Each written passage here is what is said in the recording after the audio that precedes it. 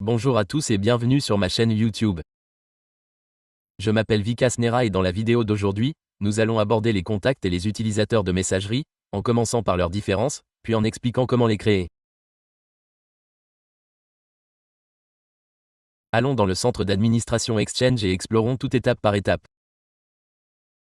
Une fois arrivé, vous remarquerez la section « Contact » sous « Destinataire ». Accédez-y. En cliquant sur le signe plus, deux options s'affichent, Contact de messagerie et Utilisateur de messagerie.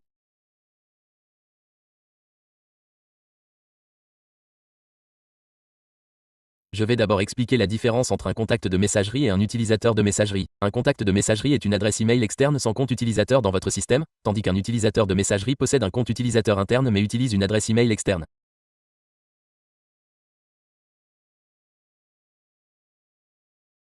Commençons par créer un contact de messagerie.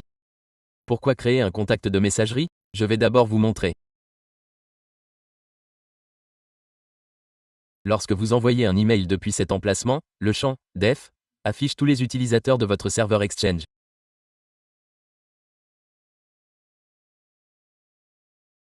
Mais qu'en est-il des adresses email externes? Elles apparaissent sous « Contact ». Vous pouvez les créer depuis cet emplacement. Vous devez donc sélectionner « Contact de messagerie ».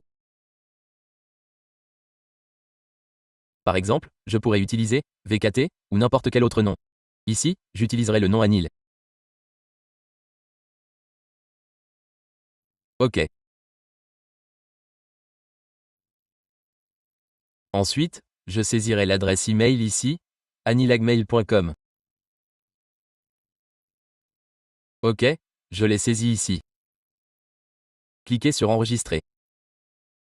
Vous devez sélectionner l'unité organisationnelle ici. Je l'ajouterai également ici. Tout ce qui est marqué d'une étoile est obligatoire. OK. Ensuite, cliquez sur Enregistrer ici. Ce contact est maintenant répertorié ici. Le contact de messagerie a été ajouté ici. Voilà pourquoi il est utilisé. Tout d'abord, si vous avez une adresse email externe, vous n'aurez pas besoin de la saisir plusieurs fois lors de l'envoi d'email. Pour cela, allez ici, cliquez sur « Nouveau », puis sur « A ». Ensuite, lorsque vous accéderez à tous les contacts du répertoire, vous la trouverez ici. Dès que vous la sélectionnerez, elle apparaîtra ici. Cela signifie que vous n'aurez pas besoin de saisir l'adresse email complète, comme anil@gmail.com à chaque fois. C'est pourquoi c'est utile. Par ailleurs, supposons que vous ayez un contact masculin ici, vous pouvez l'ajouter à un groupe ou à des configurations similaires en masse.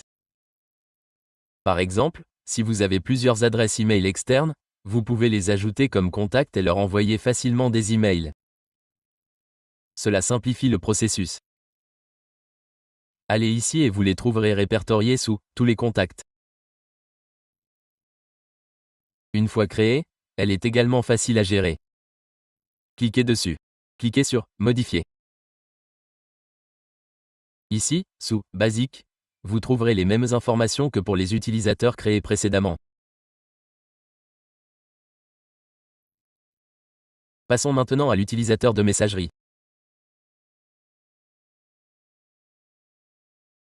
Supposons que j'en crée un nommé Manish.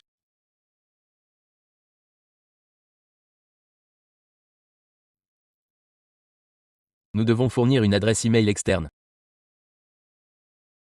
Celle-ci comportera à la fois un utilisateur interne et une adresse email externe. J'utiliserai manish@gmail.com. Un compte utilisateur sera créé ici. Cliquez à nouveau sur « Nouvel utilisateur » car je n'ai pas d'utilisateur Manish existant ici. Je vais donc créer un nouvel utilisateur ici. Je le créerai sous le nom de Manish. Saisissez le nom d'affichage. Sélectionnez ensuite l'unité organisationnelle. Choisissez parmi les utilisateurs proposés. C'est fait. Ensuite, je vais définir le mot de passe ici.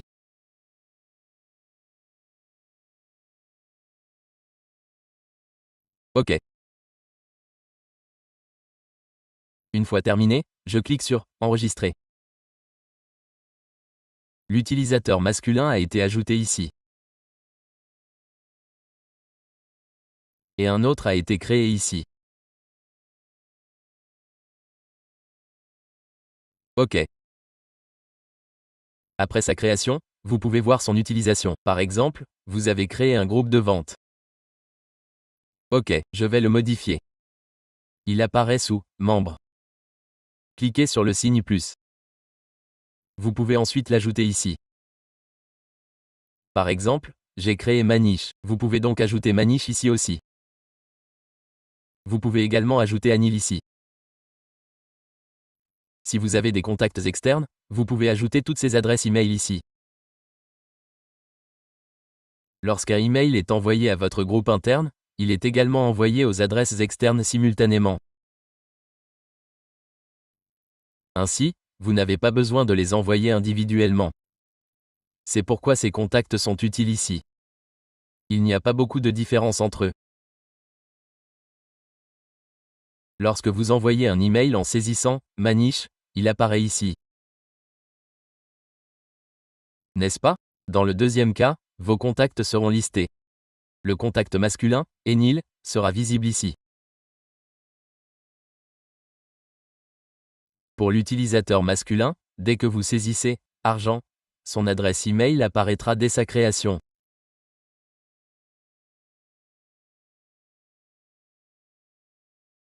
Vous pouvez envoyer des emails individuels ou les ajouter à des groupes. De là, vous pouvez envoyer des emails à tout le monde simultanément.